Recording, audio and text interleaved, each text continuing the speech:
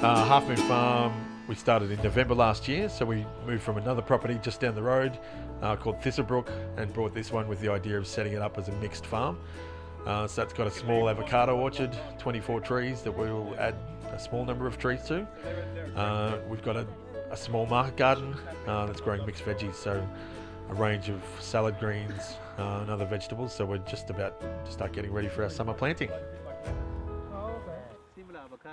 So much to learn about growing food and growing plants.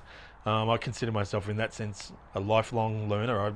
I don't believe in myself as an expert at all. So there's always something to learn, and I guess learning from those farmers that have been doing things on that small scale, organic by default, there's a multitude of techniques and things that can be learnt from them. So yeah, absolutely, I'd be really keen to find out more about their traditional practices.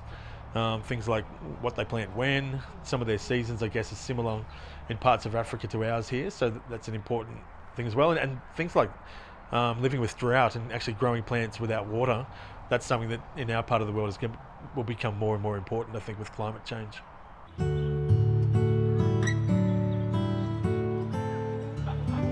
When we had the visitors come out to the farm and were looking at the veggie patch, they specifically asked about okra. So it was one of those crops, I guess, that I've grown in the recent past, but I haven't grown for a few years. So we've since decided to plant some okra. So we've just sown a batch of seedlings this week. They'll go into the ground, and hopefully we'll have some for ourselves, and then we'll share some with people who are interested in some of those, I guess you might call them alternative summer crops.